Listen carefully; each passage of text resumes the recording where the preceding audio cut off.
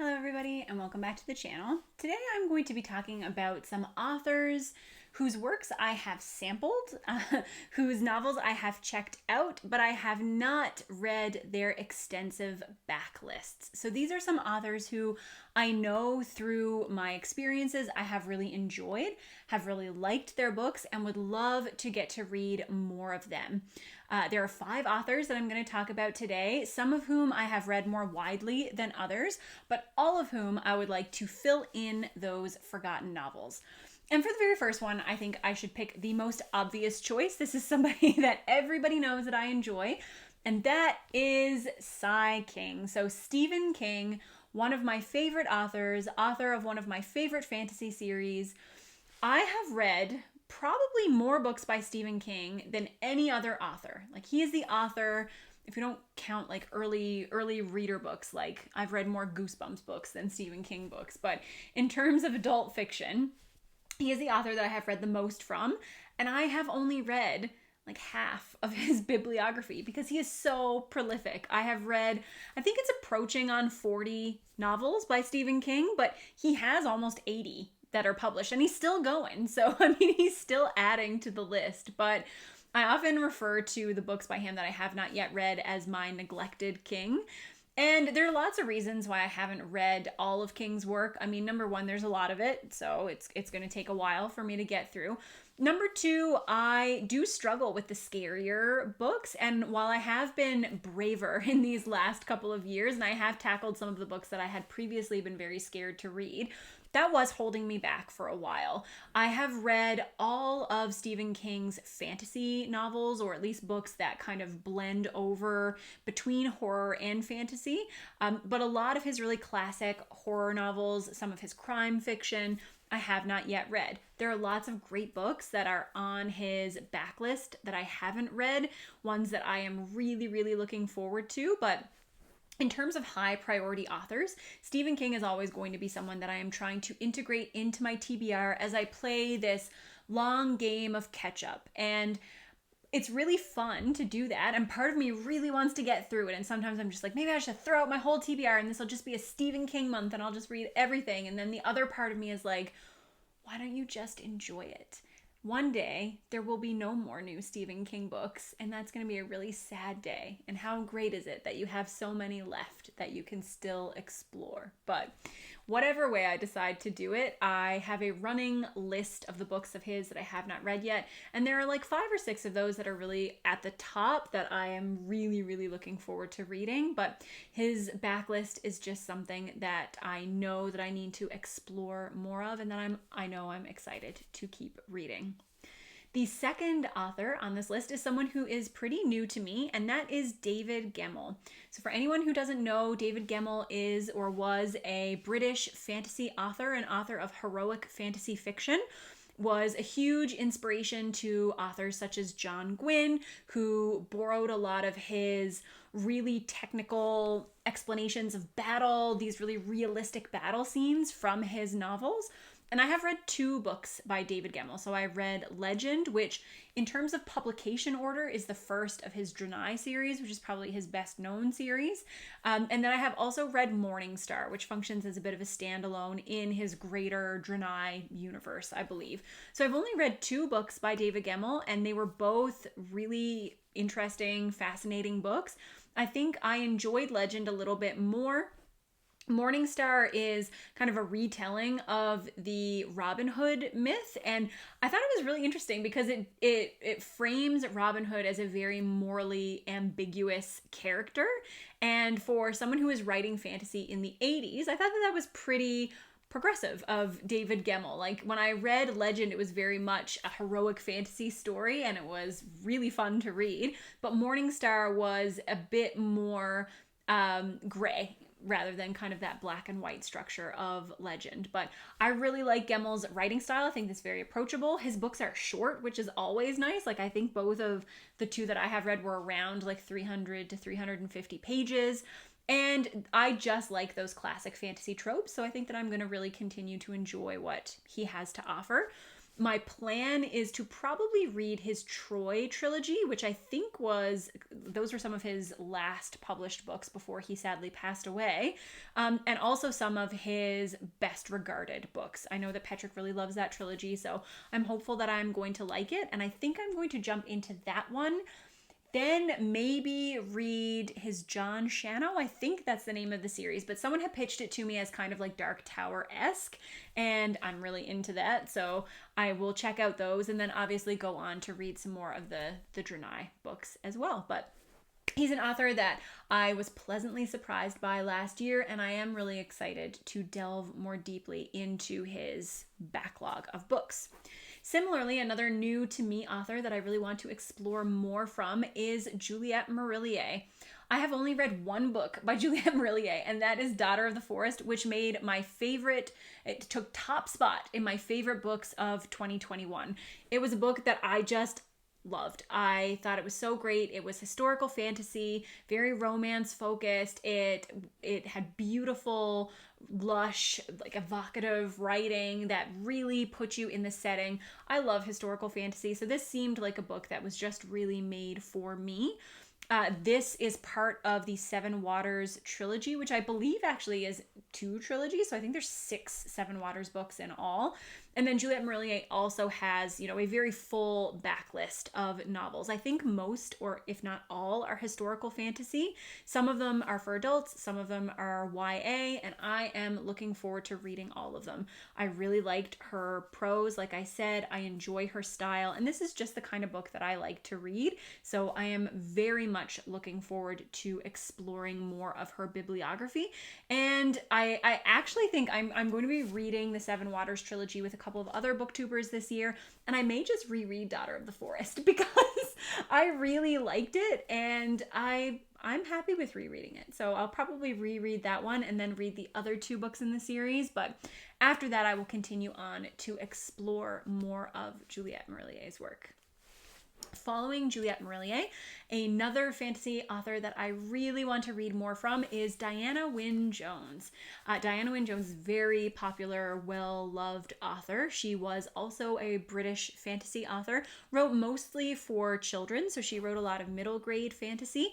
One of her most popular works is Howl's Moving Castle, of course, because it was adapted into the animated film, which is also fantastic. But last year I read my second of her novels, which was Archer's Goon.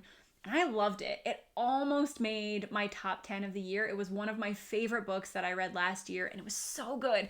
I really want to reread that one as well, and I think I will probably sneak a reread of that one in by reading it with my kids. So if I read it to my kids, then I can read it at the same time that I'm reading everything else. I have been trying to get a physical copy, but it seems like in Canada that's very difficult. So I probably am going to end up ordering a physical copy of Archer's Goon from like Book Depository or something in the UK so that I can have it here and I can read it with the kids. But Diana Wynne Jones was a big inspiration for Neil Gaiman, actually. He often cites her as one of his favorite authors. I think her books are some of his favorite books that he read aloud to his children, and he has nothing but good things to say about her.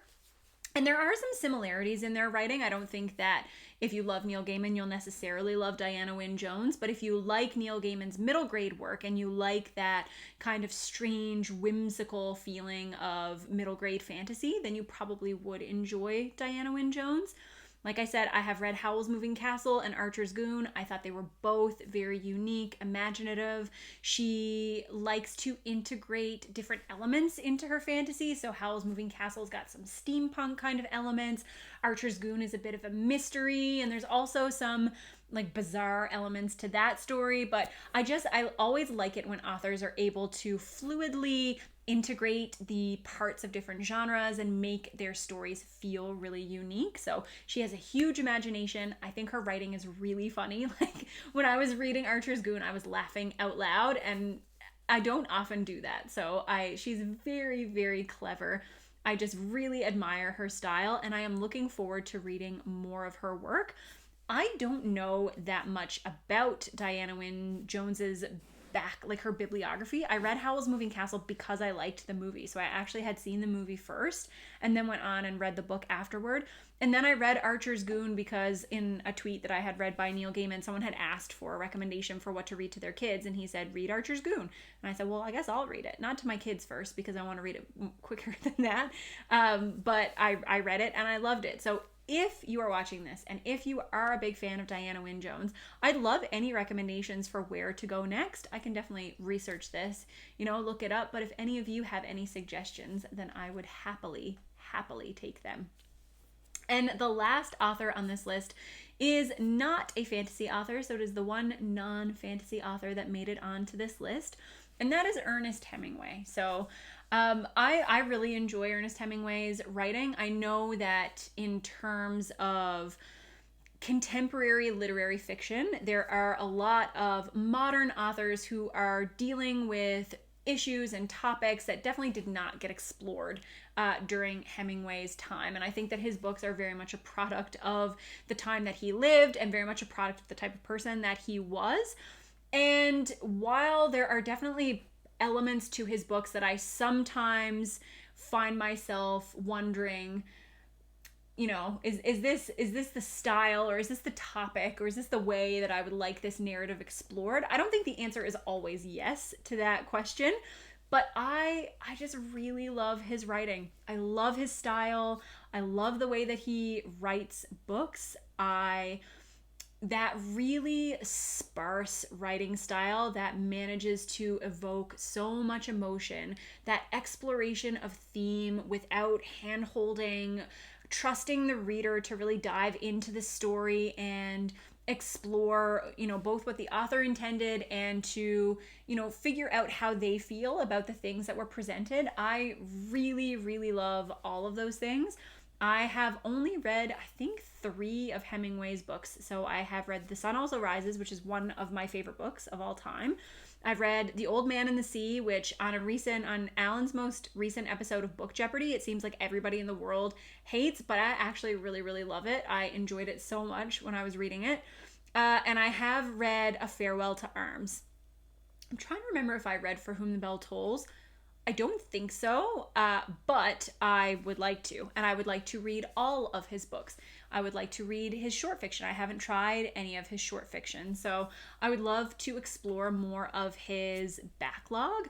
One of the things that reminded me of how much Hemingway I have left to read is, and I'm going to gush about this for the second time in the last couple of videos that I have recorded, but I recently watched the anime Banana Fish, which was an anime that totally blew me away. It was not at all what I was expecting. I thought it was going to be a weird, silly anime, and it turns out that it was a very dark crime/mafia focused anime that dealt a lot with childhood trauma and negative childhood experiences and what kind of impact that has on people.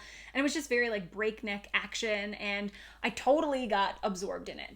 But one thing that appealed to me from that anime as a snobby book nerd, I kid, I'm hopefully not a snobby book nerd, but you know what I mean. Someone who enjoys a good literary illusion every now and then. All of the episodes of the anime were titled after either books or short stories that were written by authors of the lost generation. So meaning those people who were prolific between World War I and World War II, of whom Ernest Hemingway is one of those people. So it reminded me that there is a lot of Hemingway's work that I have not yet read and have not explored, and I would really, really like to. Reading more classics and more contemporary fiction/literary fiction was one of my reading goals for this year. And because I am obsessive and can't let things go, I made a list in my book journal of all of the titles of the Banana Fish episodes, and now I want to read all of the books that those titles are associated with. And luckily, a lot of those are Ernest Hemingway, and he's got a big backlist, and he is definitely an author that I would like to explore more. So those are the 5 authors whose backlists I am super intrigued by, I really want to get to read more from, and I'm hoping to integrate them into my TBR as the year continues on. I would love to hear from all of you. Are there any authors whose books you have really enjoyed and then been like so pleasantly surprised to find out that they have a really big backlist, or authors that you've been meaning to read for a long time because you know they have a really expansive backlist? Do you even like reading backlisted books, or do you want to keep your reading more modern? Do you want to stick with books that have been recently published? I don't think there's anything wrong with that either. I think that modern literature has a very distinct style, whether we're talking about fantasy, whether we're talking about modern, contemporary or literary fiction, has a very different style, very different feeling. There are a lot of different themes explored than there was, 50, 100, 150 years ago. So I would love to know, do you like to read backlisted books? Are there some authors whose backlisted books you are really interested in reading? And I will see you with another video soon. Bye.